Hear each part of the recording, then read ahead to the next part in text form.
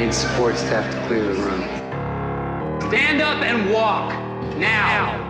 Hello and welcome to The Watch. My name is Chris Ryan. I am an editor at TheRinger.com, and joining me in the studio, the guest of honor at Sam Elliott's pirate dinner, it's Andy Greenwald! You ever attended a pirate dinner? No, man. I can't wait to, though. I would if Allie Larder asked me to go to a pirate dinner, I would dress up wherever she wanted me to. Would you dress up? For sure. You're not traditionally a big dressing up guy. I'd be like the homie and master and commander who only has one hand.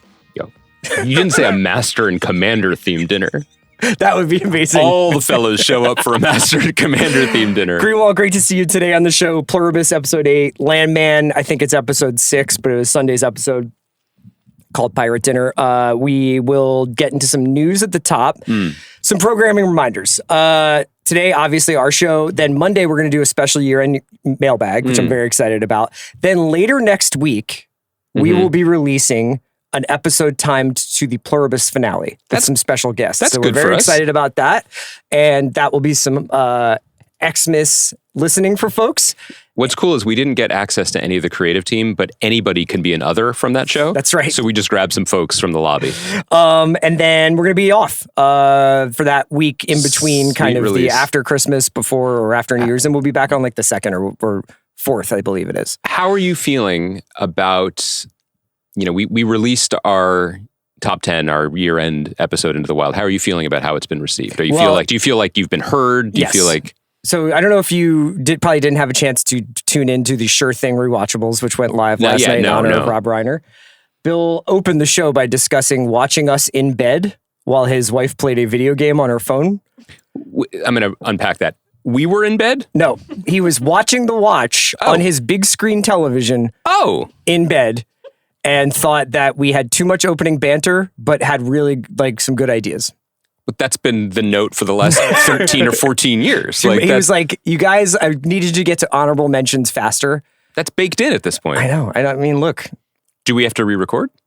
No. I enjoyed our best of the year. I think it was warmly received. I want to know how you feel about this, because I don't know how many more ways we can explain that Sam Esmail is our friend and no longer wants to appear on these podcasts, and that those things are both true. Yes. But maybe it's better to print the legend, because I read texts from Sam at the beginning of the podcast. Oh, I think we should just put his face up there with a Ghostbuster slash through it. Because there's still comments on our stuff being like, you are hiding from Sam, or you fired him because he disagreed with you. I need you to accept the fact that a lot of the people who comment about work that we do not actually engage with the work. That's humbling to think about. That's work. You don't wait. It's sort of like your relationship to television. And sports. And the entire NBA season. Yeah. I'm not sure if it's been played or not. They're game casting our pod. They just want to see the results. They don't really care about the process. Yeah. So they're looking at next gen stats, and they're seeing that we vamped like we're doing right now for 20 minutes before we get into the content. The reason why I'm vamping with you right now, first of all, it's Funky Thursdays. It's Fun Thursdays. We still don't have the right name for that, but yeah. Casual Thursdays, Chaos Menu. I don't know what to call it. The reason why I'm doing it is because we're not going to have the luxury of doing this in January. Because January, weirdly, strangely, is going to be among the busier months of our podcasting careers. So now, rough. Look, how we cover this is yet to be determined, but I just mean in terms of sheer volume of shows that we are really interested in and could be interested in. Okay. I don't think I've ever seen a January like it, and I don't understand it. I don't usually you get a rush of shows kind of in the spring to get under the Emmy wire, right? We've had crazy April, Mays, but I don't remember coming out of a holiday season into January, and here's just a list of some of the shows that are premiering in January. Within the first 2 weeks, right? And we're going to talk about some of these in detail. Okay. The Pitt. Season 2. Industry Season 4. Yeah. His and Hers on Netflix, which is a John Bernthal, Tessa Thompson thriller. Crazy. Riot Women, which is the new show from Sally Wainwright, incredible British writer who did Happy Valley. Yeah. Gangs of London season 3. Okay, so it's ebbing a little bit. I'll give you a download on what happened on the first 2 seasons. Thanks. Ponies, which is a new show on Peacock that I was kind of intrigued by. It looks good. Yeah, which is like a spy comedy. It's a period spy comedy with Haley Lou Richardson and Amelia Clark. Yeah. And Ponies stands for Persons of No Interest. Yes. And I'm not one of them. I'm interested. I'm interested. I'm anti-pony for ponies. Night of the Seven Kingdoms. God damn it. What? Shrinking is back, which we have not engaged with in the past, but is a notable big Apple release to just be like, let's slide this in there. I just feel like I spend most of my life either in therapy or in Pasadena, and I don't need a show about both of those things. Honestly, that's probably that's the best possible answer you could possibly give for why we don't engage with shrinking. I'm trying to be honest about things. You know, like when the rehearsal came up on Monday and I was like, I can't get over the fact that someone took a picture of me thinking I was him. Yeah. That's why I don't watch it. Like simpler. Yeah, simpler. Just be honest. Yeah, it's cringe and all that, but like really. And then finally, season 2, 10 years after season 1 of The Night Manager, which is Tom Hiddleston and Olivia Colman. What's crazy to me is extended Le Carre universe piece about your vigil paid off. That candle has been flickering on your mantle for 10 years. I now think we are no longer allowed to make fun of Severance for taking too long. Oh. We've kind of checkmated ourselves there. Because we're excited about this? Yes. Well, it was a long night to manage. I don't know. What of that group of shows do you think you're most excited to have that back? Well, I mean, the fact that Industry and The Pitt, which are 2 of our favorite shows, full stop, are coming back within a week of each other is diabolical. That's incredibly exciting. Yeah. And both weekly releases. Which is good. Yeah. The Pitt season 2 full trailer was released. Yeah. I would say my main observation is it has like more swagger than the first season trailer than the first, like the way that the show was presented, which I think I can't even really remember, but I do remember it being like, oh, it's just kind of weird. Is this kind of betwixt in between an HBO show and a Max show? And is it going to be just like a straight procedural or what? Wasn't prepared for the emotions it would stir and also just the excitement it would stir. This one has a little bit of like, they did the gritty in the end zone. You know what I mean? Yeah, the coach didn't like that. Coach O'Connell was not happy about that. Yeah, he didn't. Do you think that you would swagger a little bit if you had an undisputed touchdown? Would you have the presence of mind? I would be like Dan Lanning. I would be like, I would want all my guys to party and celebrate. Oh, so I would run through the back of the end. I'd run through the tape. You know what I mean? Like, and then you just hand the ball to the ref. No showboating. That's classic white wide receiver shit right there. That's some real McCaffrey shit. Yeah. Just like, here you go, sir. Thank you for the opportunity. It's expected that I score. It's what I'm paid to do. It's what my father told me every night before I fell asleep. Yeah. I mean, well, the Pitt season 1 had to sell audiences on a lot, including just like a vibe. Like, you guys remember a show that litigiously we're not going to mention? Right. Maybe we could give you some more of that. And the fun of returning for a second season with the kind of success that it's had is, remember these 6 people that you love? They're back. Right. And you get to look at them more. And that's a winning strategy for a TV show. Speaking of like the Severance delay or the Night Manager delay, like, not just that we got the season 2 trailer, not just that we got the season 2 trailer 2.5 weeks before it returns. There's something in my brain that was like, are they giving away too much? Do they actually have all of this filmed? It's like, I'm not used to such a full plate. Yeah. I thought they would just give a little like beep, beep, beep, Robbie's face. That was the teaser that they did like a couple weeks ago and everything. But now they're like, oh no, they shot this. Yeah. There's no mystery it's here. Done. Yeah. They're not like burning the midnight oil over at the studio. It's kind of fascinating. This show, I think, will be one of the most anticipated releases of the year, I would imagine, both critically and sort of like on that TV addict way, but also I think on a general, like, I watch 4 shows a year level. This is one of them. And, this returning cast, we see a little bit of Langdon, we see Mel, we see all of our faves. I wonder, how much turnover there will be on this cast, because they're going to obviously push the limits in terms of story about like what Dana and Robbie and these people can take. You've got people fan casting the Pitt night shift, the Haddisy version. Yeah, which I think people want. And the biggest tragedy for me is that Dr. Collins still has her phone on Do Not Disturb. I know. I mean, she must be living a blissful life. Can I ask you something about putting your phone on Do Not Disturb? Because I do it. And calls just blast through. I don't really get it. Maybe Kaya can help us on this. Like, I know lots of people who have their phone on Do Not Disturb and still have like a full texting life. What is the upside of this? Well, you can program it so some people can break through, right? Let's talk to our youth correspondent. So the trick with Do Not Disturb is that if you call twice in a row, it breaks through. Oh, right. Is that real? Indeed. Oh my God. Okay. Well, Who breaks through? Your kids? no, it's set to they can always reach me. What about me? My kids can always reach me. One fun thing that my parents' relationship with telephones and all technology is still pretty Jurassic. So they do call multiple times and sometimes forget that they've just called or they're not aware that it's... So one call from them normally involves 3 distinct ringing episodes. So that's probably why I can't, in the spirit of the holidays, block them out completely. Right. I see. Okay. Yeah. Well, I'm always, because, it got in my head a little bit that there was a time when you would awake to a number of spirited messages from me alerting you to the events or trailers that drop between 1 and 6 a.m. But now I'm a little bit, I don't know your waking schedule, but I also don't want to, because you don't put it on Do Not Disturb, I believe. I don't. I often will leave it outside of my room because now I kind of mechanically wake up at the same time every day, so I don't need an alarm. But I do get disoriented if I don't see what time it is. I don't want to rush you. Yeah, you used to send me a lot of shit in the morning, just like, well, let's look at the trades, and I'm like, okay, I haven't had coffee yet. And also, you pay Richard Rushfeld to do that, and Matt Bellany to give you the updates. I do. I thought that I was providing a bespoke service. I wish. Okay. Yeah, but anyway, like, what else you got from this? Like, what's your power listing? What's your power rankings of interest level? I'm excited for this mixture of returning and new. So ponies and his and hers and Riot Women. I'm very curious about. This is a Bernthal television show. Yeah. This is made for you, maybe. Well, they all are. All those Bernthal shows are. Did I send you the video? I've talked about this before of Bernthal. There's a clip going around because it's from an old podcast he did with Shia, where Shia is like, I want to work in Home Depot. And Bernthal is just like, you think you can work in Home Depot? Do you really think you can do that? Do you go to Home Depot? Yeah. And Shia's like, that's my church, bro. That's where I go.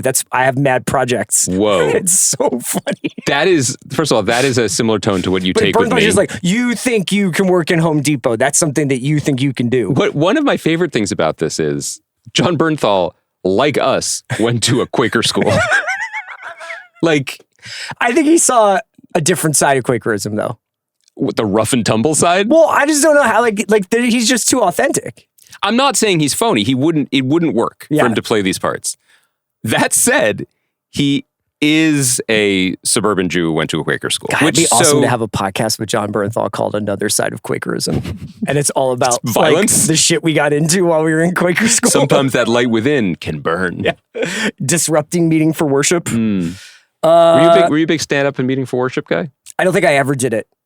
I mean, I also was of a generation that I don't think really prioritized meeting for worship, like in the way that it should be. Like, it would often be, this is a cool free period if we can get out of meeting early. Like, you know what I mean? Yeah. Like, once meeting ends, there's like a little bit of playtime. So when people would stand up and start talking about their dead turtle, we would be like, fuck. Yeah, I mean, so for people who don't know, the hallmark of a Quaker education is once a week you have a meeting for worship where you sit in quiet reflection in the traditions of the Quaker religious ceremony. And then if you feel moved to speak, you could speak. But in retrospect, like when you're little, like kids would stand up and be like, meeting is a time to think about God, because they thought you were supposed to say that. Yeah. That's like the kindergarten move. But then... Did you do that in kindergarten? I didn't. Okay. No. But because I was like... In kindergarten, question everything. I was like, what if Macho Man Randy Savage fought Optimus Prime in a neutral site? That's what I'm thinking about. I'm just wondering if your school, because we didn't know each other then, we went to rival Quaker schools. It's kind of like our version of Quakerism and John Bernthal's version of Quakerism. You went to a place in the suburbs. Why you got to say it like that? I'm just saying that's where it was located. Okay, it physically was located in the suburbs. I was on the Parkway. You were right in the shit. Right by Love Park, you know? Me and Harmony Green just skating. Talking about Transformers. Talking about Gummo. But did it get, like, I just feel like the rules were bent a little bit because I remember in middle school when like Earth Day became a thing, we would have like themed meetings where someone would be like, we're going to begin meeting for worship with a song about how the environment belongs to all of us. And they'd play like an Edie Brickell song and we'd all sit in silence being like, what the fuck are we listening to? And then I guess think about the whales for 40 minutes. And that feels a little directional. You know what I mean? Like, what if I didn't want to think about that? You like to have an action. You like to have No, I didn't. Oh, you don't? You want to have it just be like, I'm thinking about Randall Cunningham right now. Yes. Or, will the city ever appreciate Scott Rowland or whatever was relevant at that era? I kind of miss it though. It was kind of nice. Yeah. There's a period every week it's like where you did nothing. It's therapy, but you don't have to talk. Wow. So you'd fit right in with Shia at Home Depot. Yeah, I think I'm very excited. I was curious what your temp check on Night of the Seven Kingdoms is, just because. I mean, you haven't dipped in any of these screeners, right? Like you're not. I don't even know if we're even allowed to mention that we have them. Yes, I'll mention it. Okay. I don't care anymore. Yeah. Clip this, Kaya. I don't care. I got screeners, and I haven't watched them yet. Too busy. It's fine. Got nothing to hide. Well, I guess I'm open-minded about it because the entire pitch of the show, as we understand it as non-book readers and non-House of R, we don't live in the House of R, but we're fans, is that this is... I summer there. Do you? Yeah. The summer you turn pretty. that this is not the same tone. It's a series of novellas that he wrote that I think are a little bit less high stakes, is my understanding, but also quite good, and some of the best work he's done writing wise. This is George R. Martin, yes. And that these episodes, I believe, are only a half an hour long. Why? Don't quote you on that. I didn't know that. I'm fairly certain that they're it's 6 30-minute episodes. It's almost a little bit more British style. Sounds great. I think. Okay. I could be wrong. I'm very much looking forward to it. That sounds nice. This is a series that actually didn't get strip mined in the great streaming wars of the early part of this decade, where people were taking Star Wars and Marvel and DC and just being like, we got to get as much stuff as possible up on the services. Like Game of Thrones, for whatever you think about the ending of Game of Thrones and whatever you think of House of the Dragon, has been relatively modest. And I think that the HBO team has been good stewards of making sure that whatever goes up is going to honor what they've accomplished so far. Okay. Yeah, I'm eager to see that. Do you have any thoughts you'd like to share about the Industry Season 4 poster that was just released? I'm just ready. Yeah, no, we're ready. We don't need trailers. We are on board. But I do really enjoy the real-time retconning of what the show is. That's about Yasmin and Harper. Well, which is awesome. Yeah. But I am a fan of the fact that the show took a very non-linear path to maybe uncovering what it, quote unquote, has always been. Yeah. And also that your man, Kit Harington, is just in the poster. Yeah. Because he's a pretty big draw when he's on an HBO show. We can get to Pluribus first. We could get to Landman first. I mean, is there anything else? Did you want to talk Night Manager trailer? You wanted me to watch it? I thought it was quite good. I think that there are going to be many people. Some may be like, what a great excuse to revisit Night Manager, which I thought was an excellent series, if I remember correctly, from 2015. But that is a lifetime ago. It's hundreds of television shows ago. It's multiple vacations. That must be nice. Wow. You want to list your top 3? Croatia, wow, 15. Portugal, 17. And you were ahead of the crowds on that one. I did. I didn't get a golden passport there, but you're not Sephardic. Is that a big thing over there? I believe Portuguese government was offering citizenship to Jews of Sephardic descent due to their treatment during the Inquisition period. What that half was? Nah, you're shtetl like me. Come on. You're not like... Why are you turning into Mel Brooks all of a sudden? Because that's what happens to all of us, inevitably. I just don't remember what happened on The Night Manager. I know that Hugh Laurie's Dickie Roper is an arms dealer, and I don't remember his fate. I'm fairly certain he's not with us, but he's in this second season trailer of Night Manager. Here's my slant on this. Does it matter? Like 10 years ago, it was a completely different show and a completely different television ecosystem and moment. It was on a completely different network. Totally different global chessboard. The show is for AMC. Yeah. Now it's an Amazon Prime series. And I just don't get the sense from the trailer, which looks beautiful. It's full of many delightful British actors who we've seen in many other delightful things. And the first season, even for those who didn't watch it, know that it was primarily a show about linens and blousy suit jackets and hot temperatures. You remember. And yeah, I remember the way those shirts were fitting my guy Loki. DeBecky. Looked great. Yeah. And our guy DeBecky, she's amazing. I don't think it matters. I think that what Amazon bought here and resurrected here is this is a Marvel star looking cool in a action espionage show. And so let's go. So I don't think there's a big barrier to entry here. Hey, speaking of trailers, have you spent any time on your For You tab on Twitter recently? I don't frequent Twitter anymore. You say that, but you do send me tweets. Only on game day. Okay. There's like a thing going on right now where everybody is like, oh my God, the Doomsday trailer or whatever, like all the Avengers trailers. Because something's coming. And right? it's all like either AI or it's like vague posting where they're like, you're never going to believe this. Yeah. And then it's like, nobody can understand it. Are they really putting out 4 trailers over the course of the next couple of weeks with Avatar? Is that true? We don't know. I mean, I do think Does Avatar need that much help? Well, you're the guy that should... I'm concerned trolling Avatar. But did you see that Big Jim Cameron responded to you? He didn't respond to me. He responded to a sentiment that I think some of his fans share. He also... Okay. All right, passive voice guy. You are literally the face of the... You're like the QAnon shaman being like, there was a gathering of ideas. There was. He perhaps is the figurehead of that gathering, sure. But there certainly were more than just one guy at January 6th. Right. He just happened to be the one wearing the fucking animal pelts. And that's you on Pandora being like, this sucks, shut it down. First of all, everything needs all the help it can get. Sure. Other than the Zootopia franchise, apparently. And by the way, you're not ready for my takes on that. Have you seen it? Of course. Opening weekend. 2? Yes. Zootopia.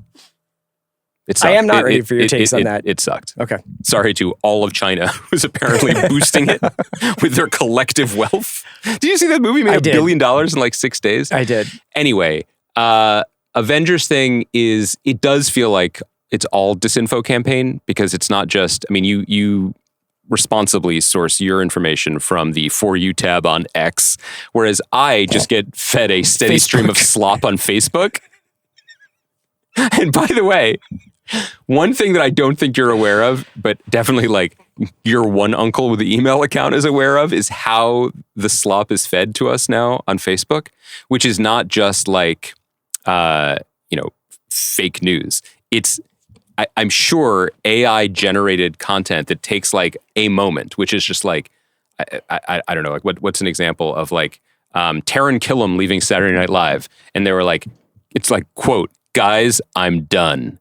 The room at Studio 8G was chilled by Taran Killam's announcement, but they knew the show they loved would no longer be the same. That's what it does for like the most banal celebrity information. Oh, because they're like, make this the most like sticky kind of storify this as like some. Yeah. And one of the things I'm getting is just like beat by beat breakdowns of completely invented trailers for a movie. Yes. Yeah. So I watched one that was, it was like multiple people from Avengers, but then also Sigourney Weaver's Ripley and a Predator. Wait, you wrote this. Like, you're more interested now. Totally. The Disney team is coming together. Totally. Like, what, do you feel like Avengers Doomsday is a distressed asset right now? I think it's in the Zootopia zone. I think it's going to be big in China. I think it's going to be big, but I think it's going to be, I think they need to end this. And I think that I think that this is like steering into the skid where they're like, you know what, the whole Kang thing didn't work out. Let's actually put good money on top of bad money. Sure. End this. Get back in people's faces with like these characters and some of these other things.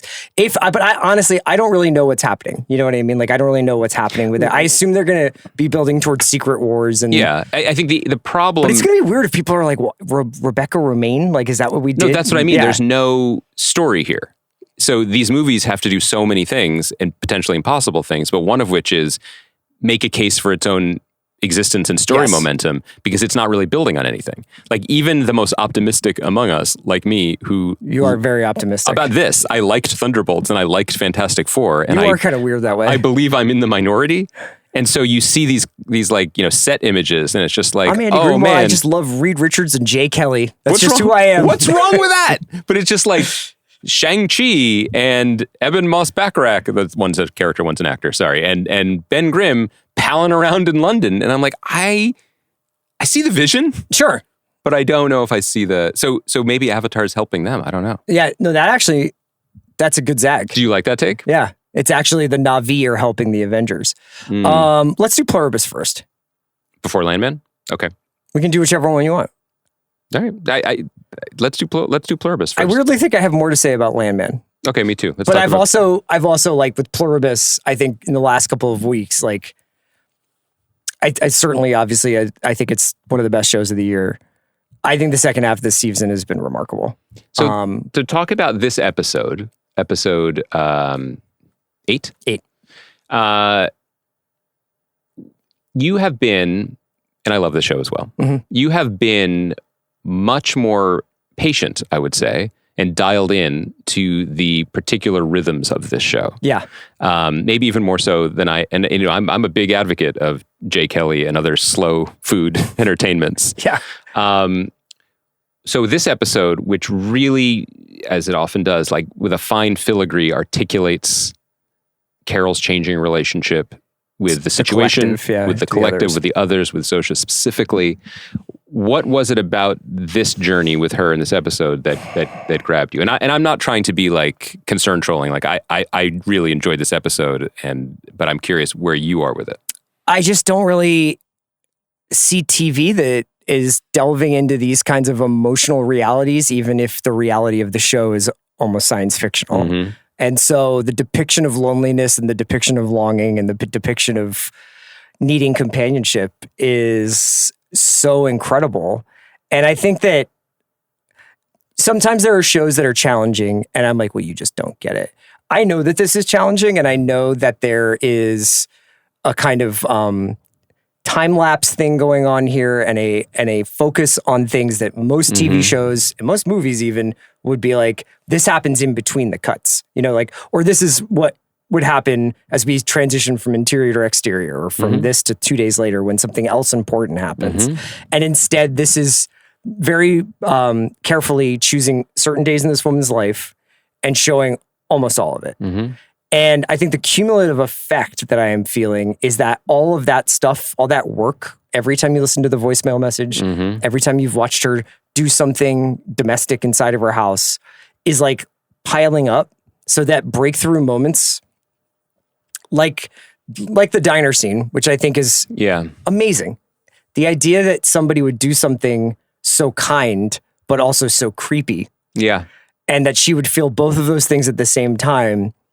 And that it would mean so much to her. And it's the happiest I've ever seen Carol. Yeah. And then immediately she becomes incredibly alarmed at that, Yeah, there's something, the show works on so many levels. And one of the things that I think makes it ultimately successful is that you can look at it in the macro of what's happened to the world and what are these massive swings in our society or specifically that have happened to us recently that we're using as mirrors to reflect what's happening in the show. But then also like the emotional minutia of what's happening with Carol.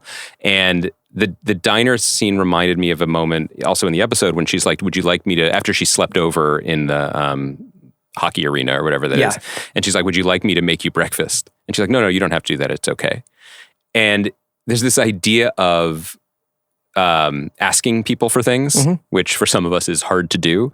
And then the extra level of it where it's literally nothing to them, whether it's power washing her street, whether it's making her breakfast, whether it's having sex with her, or whether it's spending untold weeks to completely creepily recreate a long burned business. Yeah. Clearly there are people who don't have that kind of moral quandary like Diabate. And then Carol is somewhere in the middle of it. And it's interesting to watch someone who has issues, but then also some sense of like she doesn't actually want Yes. that kind of labor done for her, but she also doesn't think she deserves it. And so it's a psychological story at the same time that it is a societal story. Yeah, and I think I always looked at Manousos' character as this weather system coming in and changing things.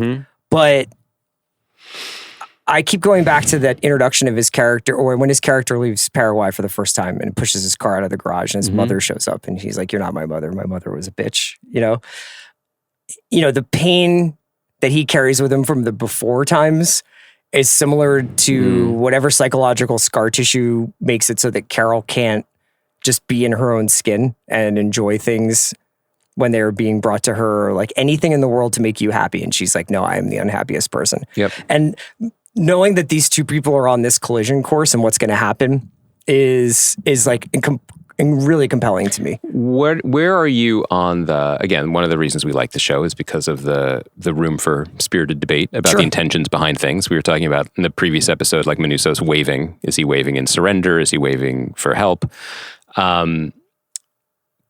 Carol's softening towards Zosha and then ultimately like giving in to Zosha.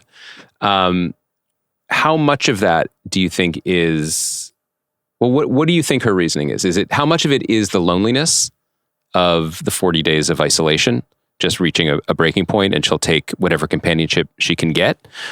Or is it she's feeling something new that she didn't feel before? And there's no right answer. I'm just curious where you think, because one of the fun things about watching Carol Zosha scenes are what else is happening behind the scenes. Right. And we don't really necessarily see that other than Manousos' plot. Like, you know, all the like kind of exposition that we've gotten has usually come from like Diabate or something, like, because it's only been recently that I think Carol has started to take the easy road to finding things out. Like, you know, she's done, asking. You know, she's basically done medical procedures on people and flown across the globe, but, you know, she's just asking.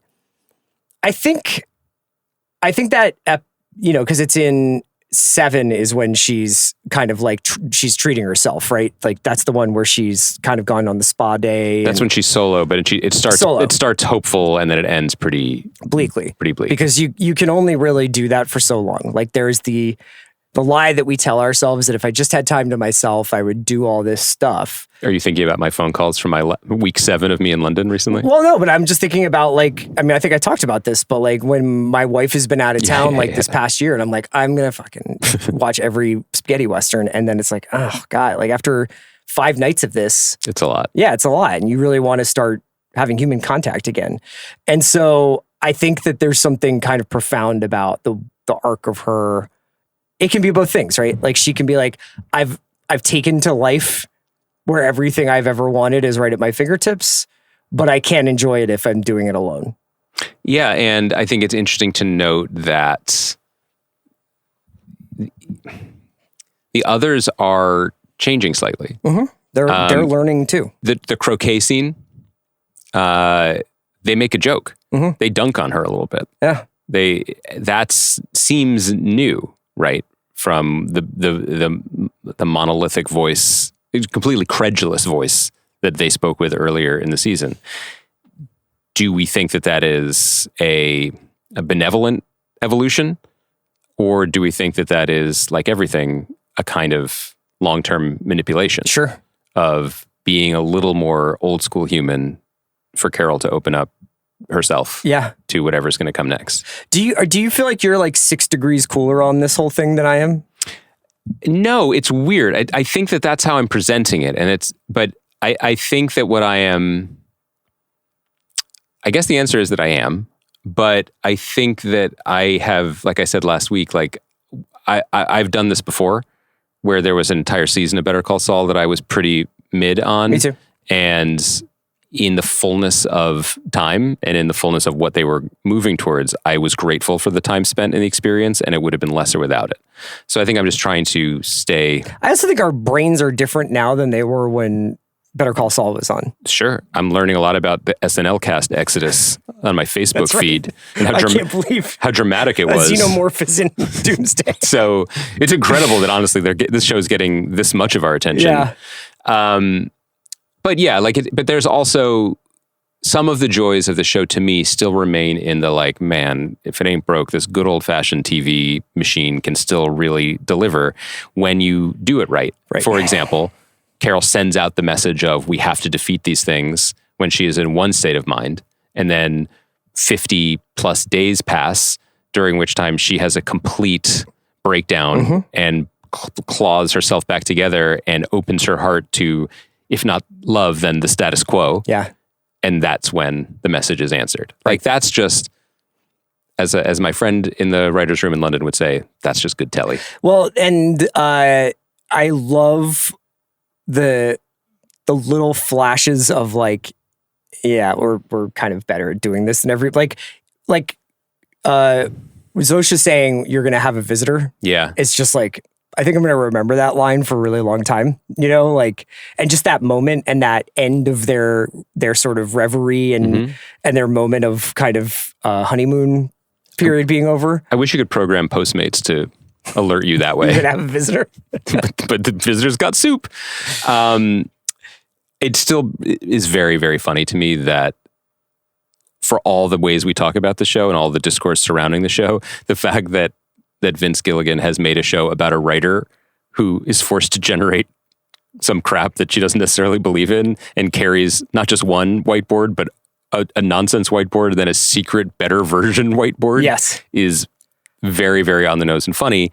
And I just really enjoy the visual of like, she's actually kind of working on both, but it's unclear which has her heart. Yeah.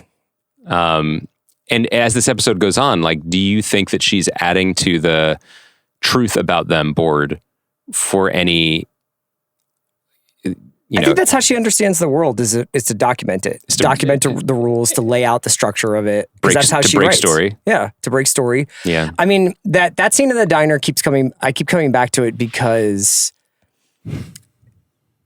this season and this show, there's been several examples of invasion. You know, there's the invasion in the beginning that feels like invasions of body snatchers. There is the invasive technique that they would use to harvest her stem cells and that they say they cannot do without her consent. Right. And then there is the invasion of her memory that takes place. And the fact that they can recreate this down to the waitress coming back and Carol's questions being like, where was she? And like, what did you do to her? You know, and it's like, well, yeah, she was in Miami. She was a cosmetologist. And she's like, but you've just like moved her out here for this cosplay diorama of my past, but also I love living in this. And yeah, so I find that this show is just so thought-provoking in a really cool way. Where, if given the opportunity, what now shuttered businesses would you like the others to lovingly recreate for you? Because that cafe you liked in Back Bay is still there, right? The breakfast place. Charlie's is still there. Okay. I mean, some of the records, I mean, I would like them to reopen Kim's in like perfect, you know, like 3 floors vinyl DVD video. Has and Alex CDs. Ross Perry not done that? No, I mean, he had to make the documentary about all the inventory, but I think Kim's in New York would be mine. What would be yours?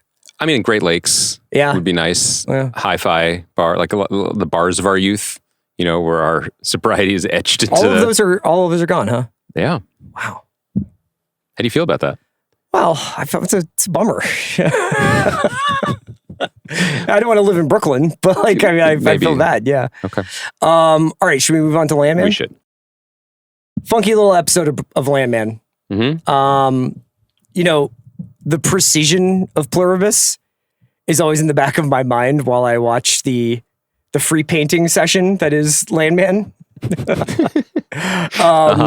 And I appreciate both. You know, I think we can appreciate both styles of art, both styles of TV. Sure. What did you think of this episode? I have a lot of specific things to discuss in the episode, but I did note, and this is, maybe I'm a victim of my own success here because there's no question that the show is more normal this year. Yes.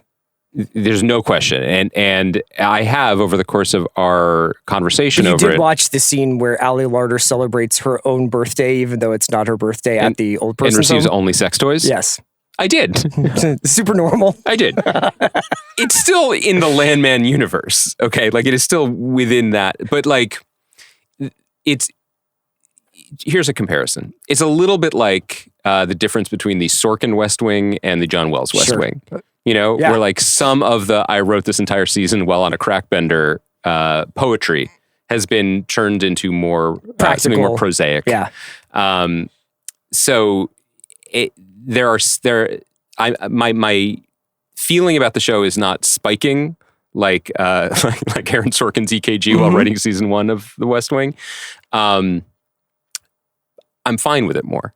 I don't know if that's healthier or not. Well, the highs maybe not are as high, but the lows are certainly not as low. For sure. I think the last 2 episodes, I sort of felt the non-traditional pacing of the season and how many times we've done the same scene basically over and over again before. Like, and it was really only at the end of this episode or towards the end of this episode that I feel like there was actually like, okay, now the dynamic between Cammy and Tommy has changed, or the dynamic between Cammy and Danny and Tommy has changed, or Rebecca is now operating within the context of the company rather than having scenes separate from the entire cast. So much real estate has been given over to trying to normalize things so it runs on time, right? The pacing of this show is so odd. Like, this entire season could have been a webisode and then it could have started.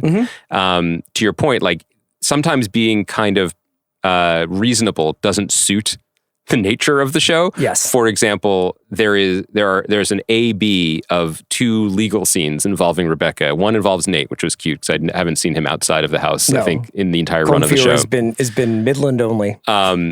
And the first version of the scene, Rebecca comes in and absolutely eviscerates a table full of dopes. Yes. The same scene happens with really no... And we've been trained as an audience to be like, oh, Rebecca's about to hand these guys their asses. But now when Nate/Neil shows up, suddenly these guys find their mojo, and it's the same scene, only now the guys are like, actually, we're going to tell you how it goes. Yeah.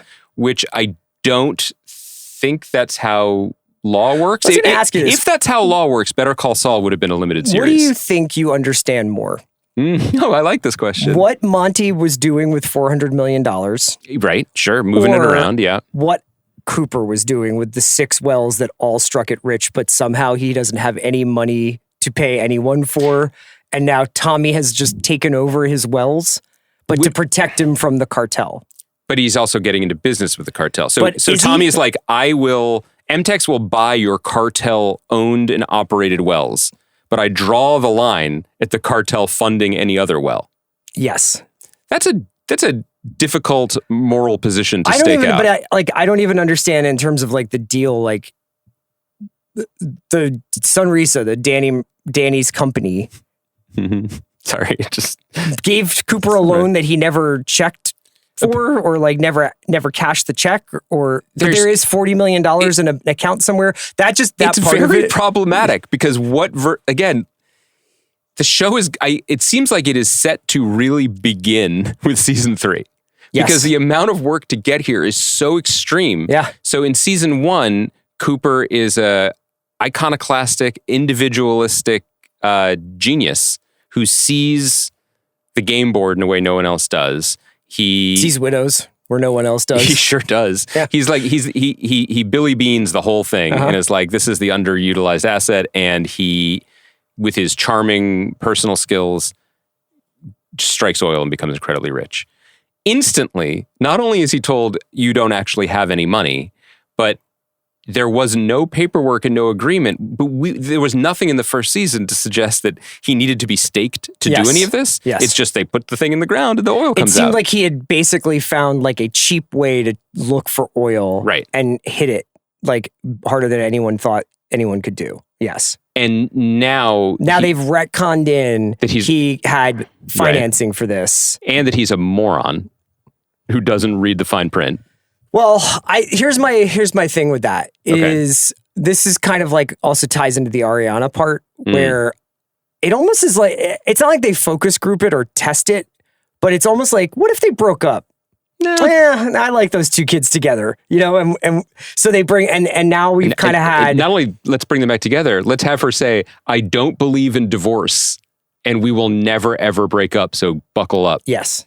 It did lead to a really fantastic #GirlDad scene. It's just been a banner year for them across the board. One battle after another, Jay Kelly, and the time when Cooper drives, I did the math, 8.5 hours to Corpus Christi to have a Michelob Ultra with a man who says, I don't really care what she does, and you don't seem like a violent man, but if you touch her, I will rip you limb from limb. You know what? And then, by the way, the bed's made stay the night. One of the hallmarks of season 2 is that people are driving when they used to fly. Thank you for this. This is my... Tommy even says it in this episode where I feel bad that we're so much more articulate about Landman maybe than Pluribus, but Tommy even says it in this episode where he's like, well, my day is I got to get in a car, drive 3 hours to have a 2-minute conversation, drive another 3 hours to have like another conversation, and then get home in time for a pirate dinner. The show is a closed loop. The show is an argument only for itself. The only reason why we need to drill for this much oil is to fuel the gasoline in the trucks of the characters who work in the oil industry. Yes. That's it. No one else drives this much. Low key, Landman is the most strident argument I've ever seen on a mass media platform for high-speed rail. Yes. Or private planes. There is a strong argument to be made that with the proper investment in infrastructure, all of their lives would be better. But there's that scene where Tommy's like, you guys fly back to Midland and I'll see you at dinner, but I'm going to drive my truck because this MTEX pickup couldn't possibly be left in Dallas and maybe driven down by or flown back to get it again. Or whatever, yeah. Also, I like to have some time to myself. Also, I will do a 5-hour drive in 3:15, leaving myself enough time to stop for a couple cold ones. And a very special kind of cold one, because we've now got some competition in the Michelob Ultra competition. It's Olympics.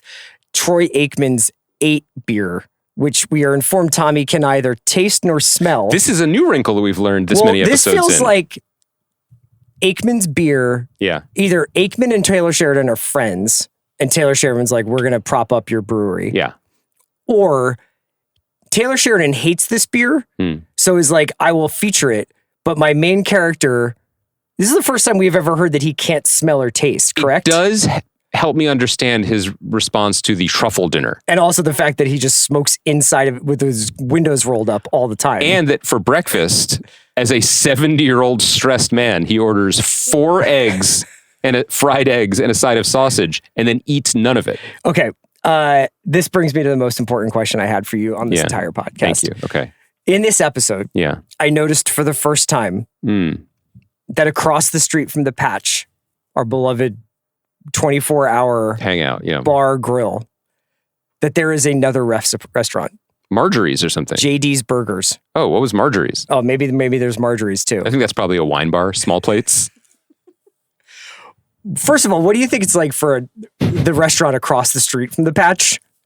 Because the Patch seems like it's like Max and Helen's. They've got like a 2.5 hour wait. You know, it's just crazy. But if you're just like, hey, but you guys, we have a seat right now. I mean, there's a proud tradition of this, right? There's always the tourists might get tired 1 block too soon. Yes. And wander in here. Yes. I don't know. It's also possible that it's kind of like what's it called? JD's? I think it's JD's Hamburgers, yeah. So maybe JD is like, he's like the Una Pizza Napolitana guy, right? Like he's just like, every day I make 50 burgers and there's no other nonsense here. And don't come in here asking for a full bar. Don't come in here asking for a chicken fried anything. Don't come in here. Sure. I have a burger. There's a burger, there's the cheeseburger too. And you'll fucking like it. Yeah. And I'm interested in that. Yeah, and these guys want more of a cheesecake factory. Like you can get breakfast for dinner, you can get dinner for breakfast, and we know you work 24 hours a day. I do think Top Jaw Permian Basin would do well. I think it would be brief. What did you make of Sam Elliott's scene work with Audrey McGraw, daughter of Tim McGraw and Faith Hill? Pretty weird. Kind of weird. But I think it's just like he just wanted to have a conversation. Yeah. But they're trying to have it both ways with Sam Elliott. Still a very attractive man, but mentions that he's 80. in the show. I think I kind of wanted Tommy to just pick him up and bring him along with him all day. Like, it seemed Me like too. that would be the most obvious thing. I do actually wonder whether Sam Elliott is like, I don't want to be in a car all day. I can sit or I can get up twice. Or do you think it's an insurance issue where they're like, we cannot underwrite a show in which a 70-year-old man is driving an 80-year-old man? All respect. I'm just saying, like, we got to deal with the facts. We're pretty close to it. Yeah. We're closer to being 70 and 80 than we are being 20 and 30. Why do you have to say this? Kaya's right here. Like, come on. Who wins when you say that? What is the upside? Taylor Sheridan does. I mean, we're still talking about his show. We can wrap it up there. Do you think you would do well with this kind of driving culture? I'd like to think so, but I think I would do okay if it was flat roads and not a lot of traffic. I noted with interest that Tommy drives into the Dallas-Fort Worth area with literally not another car on the road. Yeah. Which it's very Pluribus, as was Cooper driving, listening to language tapes. I was getting that TV drift where I'm like, oh, this is very Minusos right now. I just think these guys got to make some phone calls. You know, it's like you do not have to drive to Corpus. We shouldn't mock this because, and it was also like Ariana was like, he's like, yeah, she doesn't have to ask me for permission, and she knows that, and she just wanted to see if you would do it. I'd be pretty pissed. I would be so pissed. I'm pissed if someone, like, if I have to pick up something at the dry cleaner, let alone drive 8 hours to talk to a guy with a killer dog who doesn't want to talk to me. Right. That said, we should be respectful because if anyone like this is out there, like, living like this, podcast must be as important as gasoline. I would hope so. That's a lot. And they don't even have air conditioning in these trucks. You notice that? They're all sweating. Well, it's because I think it's supposed to be summer in Texas because otherwise, why isn't Ainsley ever at school?